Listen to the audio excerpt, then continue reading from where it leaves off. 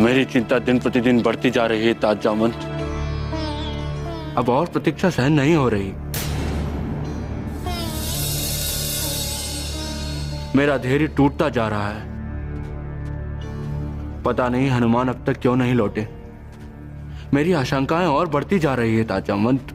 हनुमान के लौट आने में कोई संदेह नहीं है युवराज, किंतु श्री राम के कार्य में विलंब हमारी चिंता का कारण अवश्य है। आप ये कैसे कह सकते हैं कि हनुमान लौट आएंगे? क्या आपके इस विश्वास का कोई आधार है तात?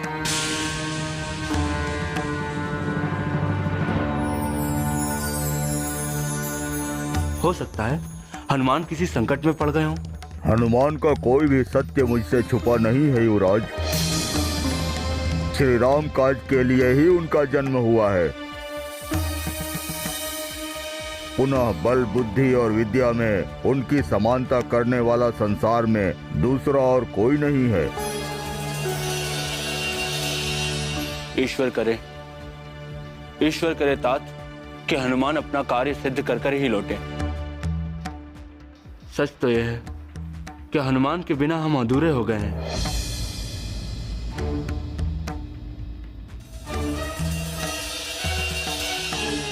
उनके बिना ना तो हम किष्किंधा लौट सकते हैं और ना ही आगे कहीं जा सकते हैं। हनुमान स्वयं भी तो किष्किंधा पहुंच सकते हैं युवराज।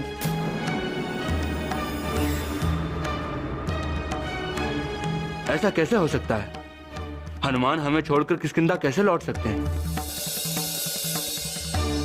नहीं, ऐसा कदापि नहीं हो सकता। मैं तो परामर्श दूंगा कि हम लोगों को किष्किंधा लौट चलना चाहिए।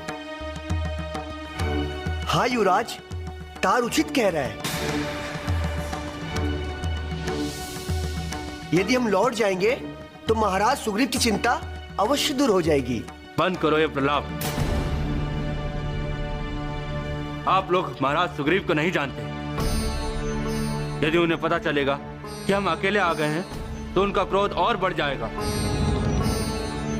और जब उन्हें यह पता चलेगा कि हम माता सीता का कुछ पता नहीं लगा पाए तो हमें मृत्यु दंड दे देंगे।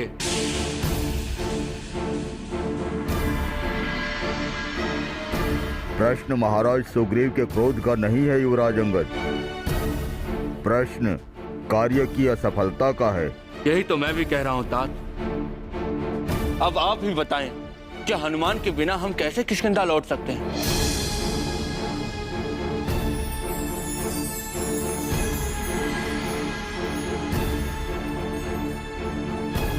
क्षमा करें युवराज, यदि किसी कारणवश हनुमान नहीं आए तो?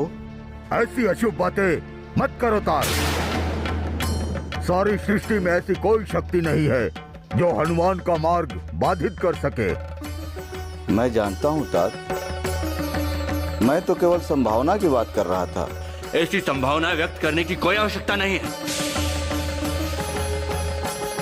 मैं तो ये कहता हूं, हमें प्रण करना चाहिए कि हनुमान के लौटने के पूर्व हम किसी भी स्थिति में किष्किंधा नहीं लौटेंगे। ये संकल्प तो हम पहले ही ले चुके हैं। हमारे प्राण भले ही चले जाएं, किंतु हनुमान के बिना हम यहां से कदापि नहीं लौटेंगे।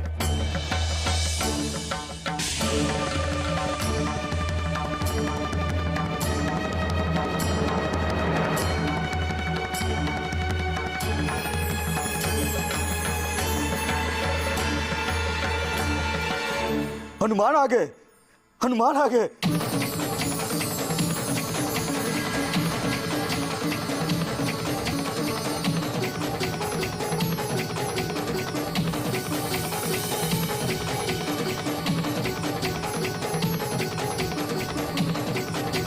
संकट मोचन हनुमान की जय। पवन पुत्र हनुमान की जय। हनुमान की जय। पवन पुत्र हनुमान की जय। संकट मोचन हनुमान की जय। महावीर हनुमान की जय। महावीर हनुमान की जय। पवन पुत्र हनुमान की जय। संकट मोचन हनुमान की जय। ताज जामवंत, इस जयकार के पूर्व आप ये नहीं पूछेंगे कि मैंने माते सीता का पता लगाया या नहीं? ये पूछने की आवश्यकता नहीं है हनुमान, तुम्हें देखकर ही सत्य ज्ञात हो गया। पुनः ताज जामवंत पहले ही कह रहे थे कि आप मंगल करता है। संसार में ऐसा कोई भी कार्य नहीं है जिसे आप संपन्न न कर सकें। नहीं युवराज, मुझ में ऐसी कोई भी शक्ति नहीं है।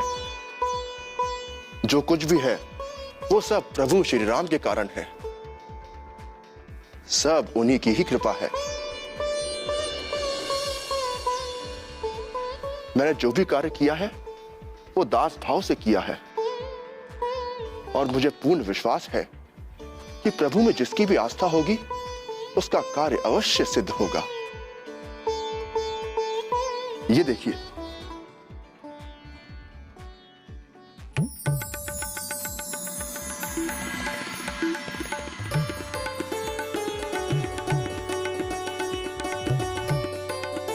ये क्या है पवन पुत्र? यही प्रमाण है कि मैं माता सीता से मिलकर आया हूं।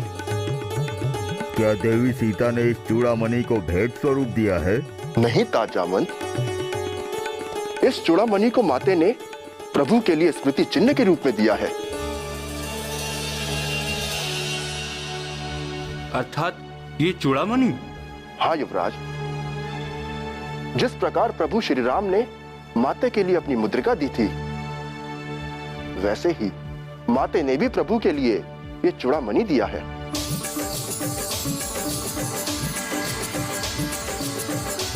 इतना ही नहीं, मैंने लंकेश रावण की लंका भी जला दी, ध्वस्त कर दिया उसके अभिमान को। ये क्या कह रहे पवन पुत्र?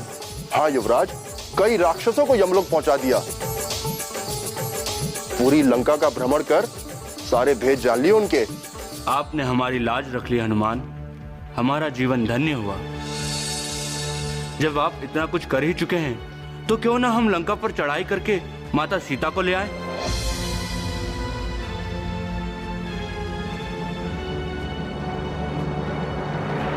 इतनी दूर से हम महाराज सुग्रीव और प्रभु श्री राम से मात्र यही कहेंगे कि हम माता सीता का कुशल समाचार लाए हैं।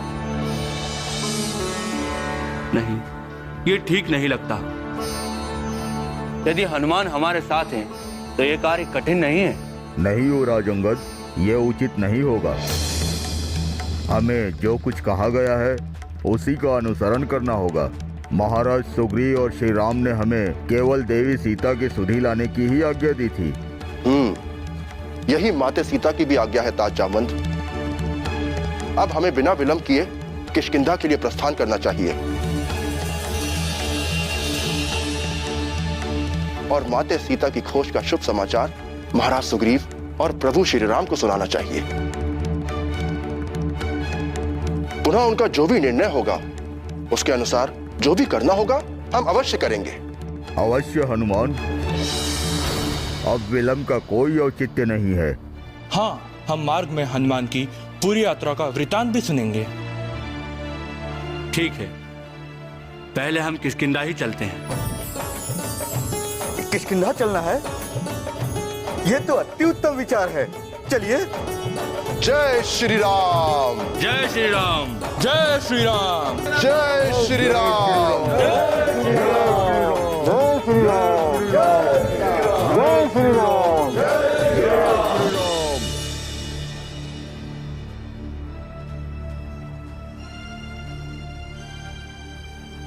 आप चिंतित ना हो,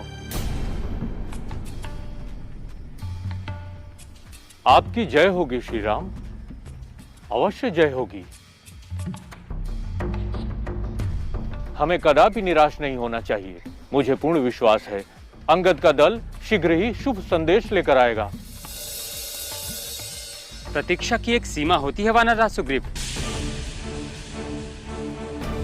आपको स्मरण है, आपने जो समय सीमा निर्धारित की थी वो तो कब की समाप्त हो चुकी है, और अब तो हमारे धैर्य की सीमा भी टूटती जा रही है।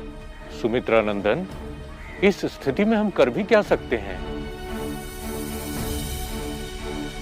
मैं आपकी चिंता भली भांति समझ रहा हूं। अब तो हमारे पास प्रतीक्षा के अलावा और कोई उपाय नहीं है। हम विवश हैं लक्ष्मण। आप विवशता की बातें मत कीजिए वानरराज। किष्किंधा के स्वामी को विवशता शोभा नहीं देती है। आप सामर्थ्यवान हैं, आपने हमें वचन दिया है। क्या आप भूल गए अपने वचन को? क्या आप भूल गए अपनी योग्यता को? क्या आपको अपनी मित्रता की शपथ याद नहीं है? क्रोधित ना हो सुमित्रानंदन। यदि श्री राम का आदेश हो तो मैं दक्षिणी दिशा में कोई दूसरा सैन्य दल भेज देता हूं। नहीं महाराज सुग्रीव, इसकी कोई आवश्यकता नहीं है। हम जानते हैं कि समय से पूर्व कोई कार्य नहीं होता है। उचित समय आने पर हमें सीता की सूचना अवश्य मिल जाएगी।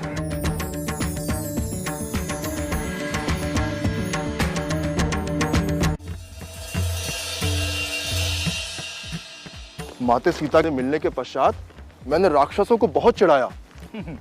उनकी प्रतिष्ठा दांव पर लग गई थी युवराज। जब मैं अशोक वाटिका उजाड़ने लगा तब बहुत से राक्षस मुझे रोकने के लिए आए।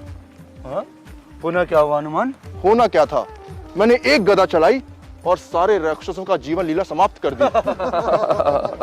मुझे तो लगता था कि राक्षस बहुत शक्तिशाली होते हैं, पर नहीं, उनमें तो तनिक भी शक्ति नहीं होती। पता नहीं लंकेश ने शनिदेव को बंदी कैसे बना लिया। बंदी बना लिया था? तो क्या शनिदेव रावण के बंदी नहीं है? नहीं ताजावंत, मैंने शनिदेव को लंका की काल कोठरी से मुक्त करा लिया है। ये कैसे? लंका दहन करता हुआ मैं लंका के कारागृह में पहुंचा। बचाओ! बचाओ! बचाओ! कोई है? बचाओ! कोई है? बचाओ! बचाओ! कोई है? बचाओ! बचाओ! वानर राज! हनुमान! हनुमान! कोई है? हमारी रक्षा कीजिए हनुमान! हमें मुक्त कीजिए हनुमान! पवन पुत्र हनुमान! हनुमान! पवन पुत्र हनुमान, बचाइए!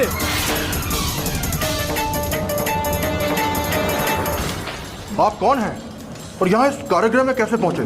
मैं शनिदेव हूँ। रावण को उसका वर्षफल बताने के लिए मैं लंका आया था।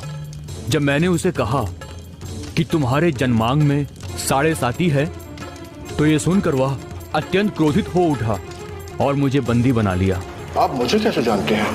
आपको भला कौन नहीं जानता पवन पुत्र? भले ही ये राक्षस आपको ना जानते हों, किंतु देव, मानव सभी श्री राम के दूत पवन पुत्र हनुमान को जानते हैं। आप संकट मोचन हैं। आप क्या चाहते हैं शनिदेव? निश्चित रूप से आप मेरा उद्धार करने के लिए ही इस कारागृह तक आए हैं। आप मुझे बचा लीजिए पवन पुत्र, मुझे बचा लीजिए।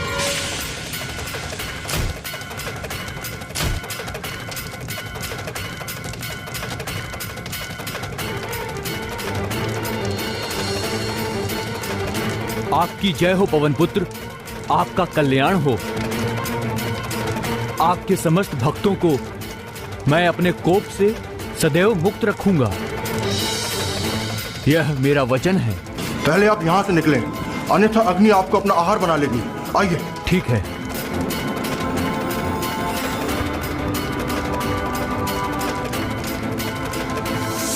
इस तरह मैंने शनिदेव के प्राणों की रक्षा करते हुए उन्हें लंकेश के कारागृह से मुक्त कराया।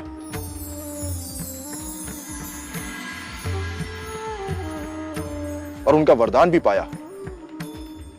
और उनका ही नहीं, गंधर्व, नाग, देवता सभी ने मेरी सराहना की।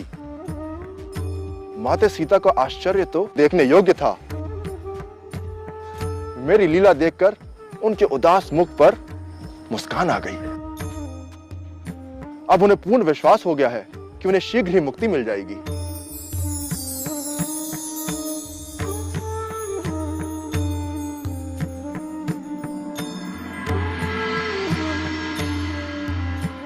तो भैया, भाभी की मुक्ति तो तभी होगी जब हमें उनके संबंध में कोई सूचना प्राप्त होगी,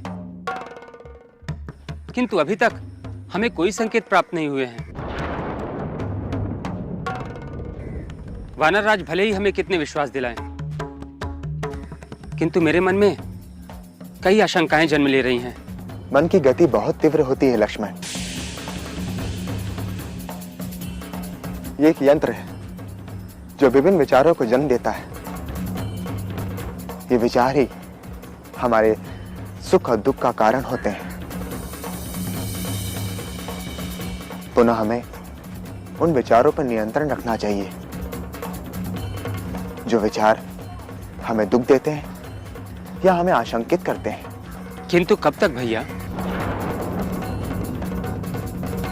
कब तक हम अपने विचारों को नियंत्रण में रखें? कब तक हम अपने आप को समझाते रहें? अपने विचारों और अपने मन को सदैव नियंत्रित करना ही सत्पुरुषों का मुख्य लक्षण होता है लक्ष्मण। पुनः यह सुनिश्चित है कि युवराज अंगद का दल शीघ्र ही वापस लौटेगा और मुझे विश्वास है कि वे शुभ सूचना लेकर ही आएंगे। यही तो मैं भी कह रहा हूं श्री राम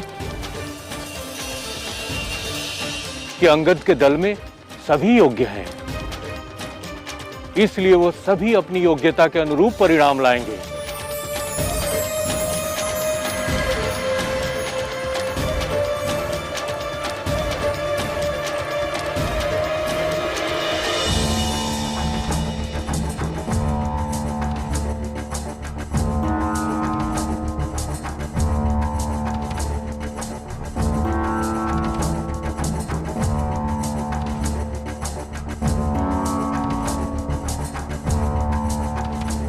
रुकिए तात जामवंत, युवराज अंगद रुकिए।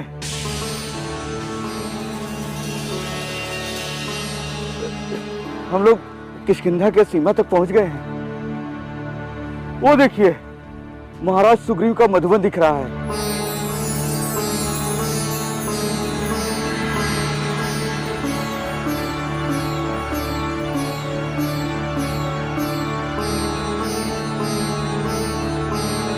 आप क्या चाहते हैं मतुल?